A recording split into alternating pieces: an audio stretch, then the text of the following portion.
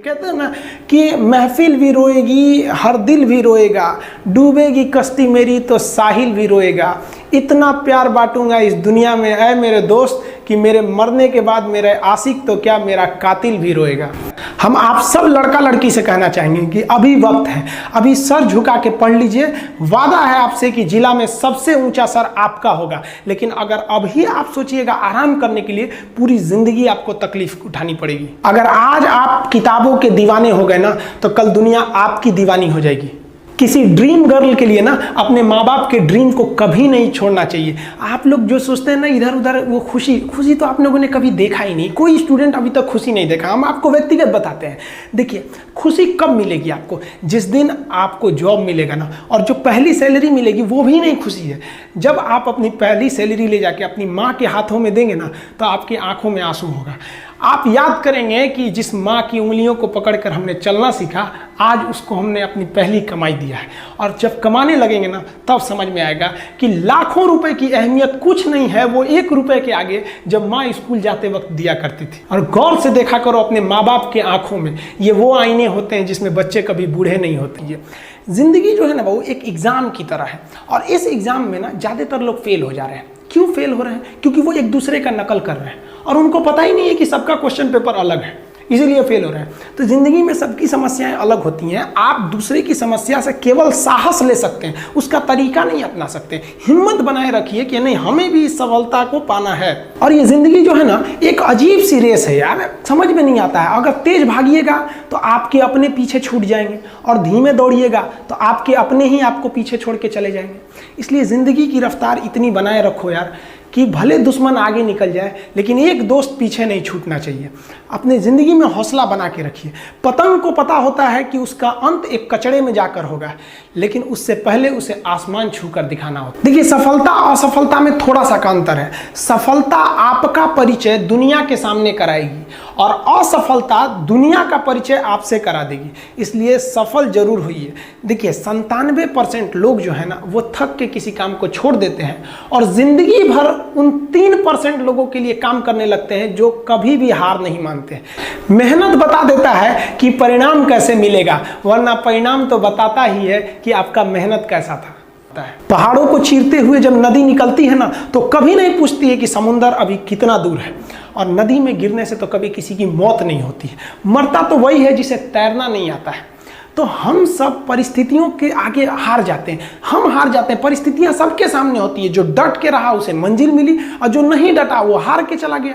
जब हमारे पास परिस्थितियां आती हैं, हम घिर जाते हैं चारों ओर से, तो हम परिस्थितियों को दोष देने लगते हैं, न कि उस परिस्थितियों से निकलते हैं। कोई मस्जिद जाता है, कोई मंदिर जाता है, कभी सोचा है भगवान को कितना बुरा लगता होगा? सोचते होंगे कि बंदा केवल हमसे मांगने ही आता है। यार, कभी मिलने भी आया करो। हमको तो लगता है किसी दिन भगवान निकल के बोलेंगे कि यार केवल तुम लोग हमसे मांगने ही आते हो, कभी मिलने भी आया करो। तो भगवान से या अल्लाह से सबसे एक दुआ मांगिए कि आप हमको मुसीबत देना है, आप दीजिए। आप जिस तरह से हमें खुशी देते हैं, उसी तरह से हम आपके दिए गए दुखों को भी अपनाएंगे। लेकिन हाँ, उस दुख से लड़ने की हिम्मत भी जरूर दीजिएगा। और सबको अपने अपने कर्मों का पता होता है। यूं ही गंगा किनारे इतनी भीड़ नहीं लगी रहती।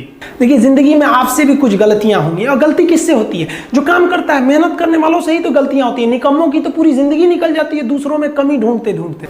और दुनिया में ना किसी भी समस्या है भाई, उसका सबसे अच्छा एक टोल फ्री नंबर है। दुनिया की कोई भी समस्या का सबसे टोल फ्री नंबर है दोस्त। एक बढ़िया दोस्त बनाओ भाई, 2-4 लोगों का, और उनसे ही आप पढ़ाई लिखाई हर तरह के डिस्कस करते रहो।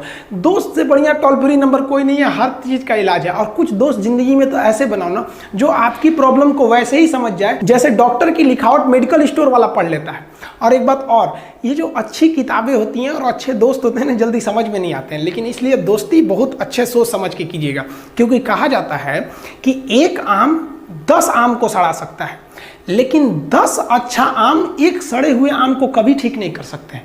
इसलिए अगर आपको कोई आपके सर्किल में, कोई आपके करियर में कोई बाधा आता है, तो तुरंत बाहर कीजिए, उनसे कोई इग्नोर मत कीजिए। और यार, अगर आपको दिल लगाना ही है तो किताबों से लगाओ ना यार। बेवफा भी निकलेगी तो मुकद्दर बना के जाएगी।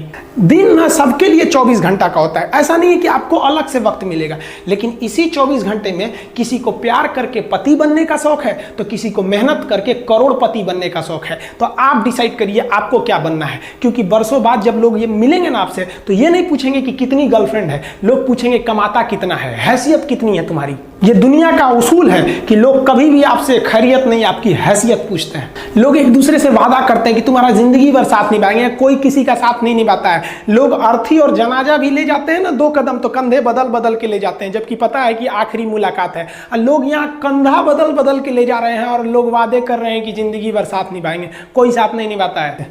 देखिए जीवन में ना अपने अंदर से अहंकार बिल्कुल निकाल दीजिएगा। अहंकार बहुत ही खराब चीज है। कहते हैं कि अहंकार में इंसान को इंसान नहीं दिखता, और छत पे चढ़ जाओ तो खुद का मकान नहीं दिखता। अहंकार नहीं करना चाहिए। छत को बहुत गुरूर था छत होने का, 1 मंजिल और बनी और छत फर्श हो गया। अहंकार कभी नहीं कीजिएगा। तूफान ज्यादा होती है तो कश्ती डूब जाती है, और घमंड ज्यादा हो जाती है तो हस्ती डूब जाती है। जिस दिन आपको घमंड होने लगे ना अपने आप के ऊपर कि हम बहुत बड़े हो गए हैं, हम बहुत पढ़ लिए हैं, हम बहुत सक्सेसफुल मैन हो गए, हम बहुत बड़े बिजनेसमैन, हम बहुत, मतलब जिस दिन आपको घमंड हो गया ना उस दिन आप शमशान घाट में जाके देखिएगा आपसे नायाब लोग, आपसे अच्छे अच्छे लोग वहां खाक बन गए। दुनिया में ना किसी से जलन नहीं रखनी चाहिए। देखिए माचिस जो होता है ना दूसरे को जला देता है, लेकिन कभी माचिस को देखें वो खुद को भी जला लेता है। अतः अगर आप दूसरे की बुराई करेंगे, दूसरे के पीछे रहेंगे ना, तो इसमें आपका लॉस होगा। और अगर आपकी कोई बुराई कर रहा है ना तो आपको खुश होना चाहिए कि आप आगे बढ़ रहे हैं। बुराई उसी का लोग करते हैं जो आगे बढ़ रहा होता है, जो पहले गिरा हुआ है उसकी लोग क्या बुराई करेंगे। और जब भी आपकी कोई बुराई करे तो आप उसे सहज स्वीकार करें, और आप उसे प्रूव मत कीजिए कि हम ये नहीं हैं।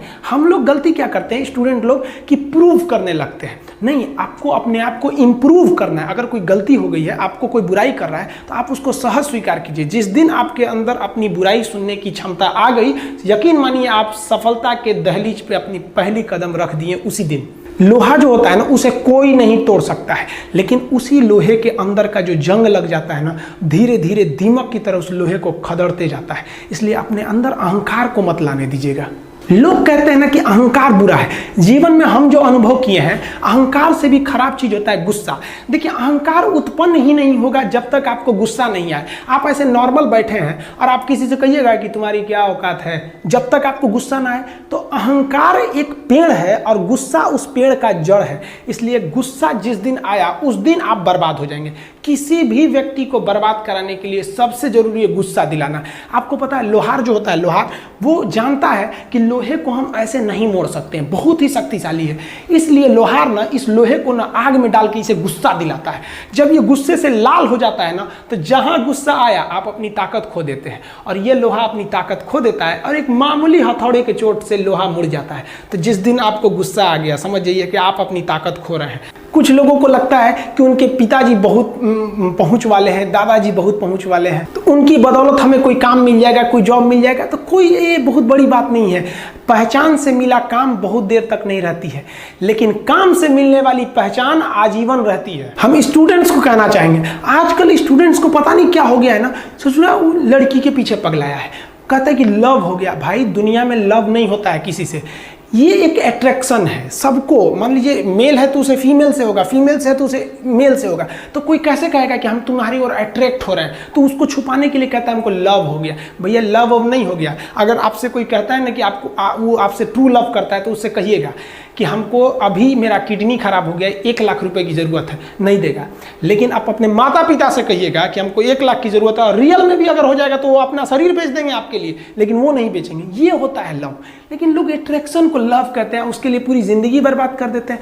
ये सब बाबू गलत चीज है। जो आप अपना देखिए, आप अपना करियर छोड़ के अगर इस सब चीज में जाइएगा तो पूरी लाइफ बर्बाद हो जाएगी। आप जो रिश्ता खोजते हैं अपना कॉलेज में, कोचिंग में, ये सब परमानेंट रिश्ते नहीं हो सकते हैं। हाँ, अगर आप गर्लफ्रेंड से शादी करेंगे तो ये आपके लिए बेस्ट लड़की होगी, लेकिन माँ बाप जो ढूंढ के लाएंगे, जो भगवान आपके लिए बनाया है, वो लड़की आपके लिए यूनिक होगी।